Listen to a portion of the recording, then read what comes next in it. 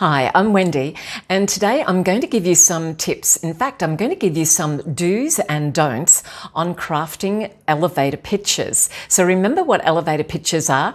So they're pitches that should normally take about 30 seconds, no more than a minute, but hopefully about 30 to 40 seconds, about as long as it takes to ride an elevator. It's a chance for you to get across your message about who you are, what you do, and how you can help potential clients. So here, I'm going to give you a few do's, and then I'm going to give you a few don'ts. So be concise. That's my first do. We don't want to waffle on. So as I mentioned before, an elevator pitch should be around about 30 to 40 seconds. If you're speaking for more than that, and it goes on and on, it's a waffle and it's just really going to put people offside. So make sure that your message is very quick and impactful. Highlight the unique value of what you do. So don't make it generic. Don't make it like, what everybody else does. Highlight what is special and unique about you, about your business, about your expertise, what you can bring to the table. So make, your introduction memorable for all the right reasons. Tailor it to your audience. Now, you can write an elevator pitch, which you can use in many, many different settings. However, you may want to have 3 or 4 different elevator pitches. So you can tailor it to the different audiences that you might have in the different situations, different business meetings, networking events.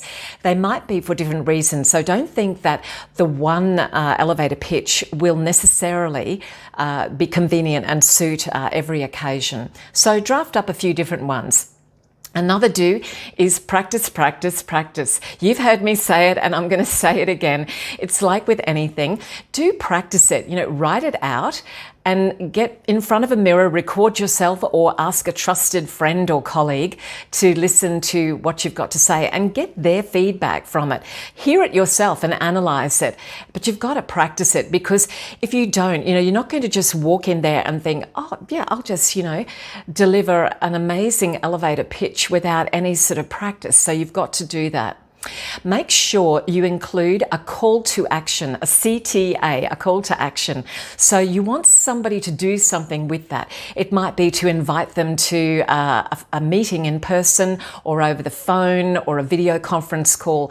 It might be to ask them to actually purchase something. Maybe that might be a little bit early in the elevator pitch, but you want to take them to the next step. So I think it's a good idea to have a call to action.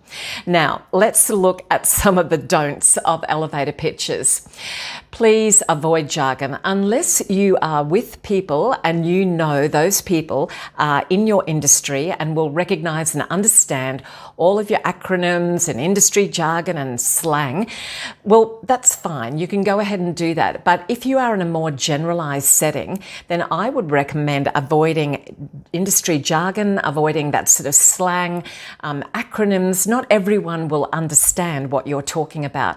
So keep that to an absolute minimum. If you see their eyes glaze over, then you may have sort of said something that they really don't understand.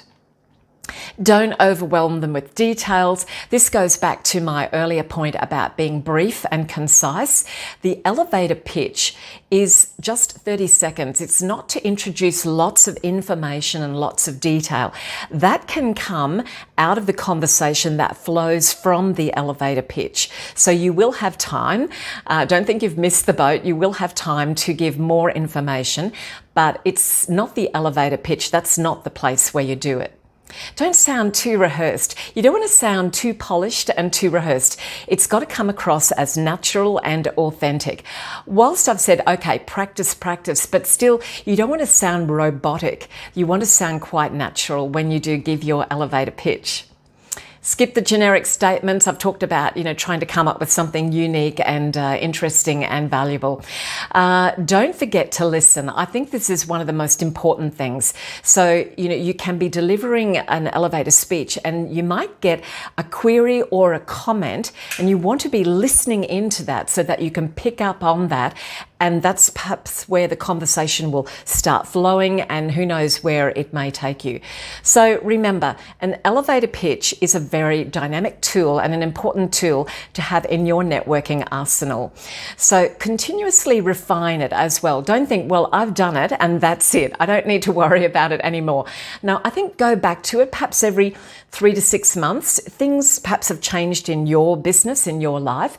You may want to refine it, tweak it, modify a little bit, update it so that it reflects a little bit more who you are. So good luck the next time you're at a networking event and you're heading out with that fantastic elevator speech. I hope it works well for you.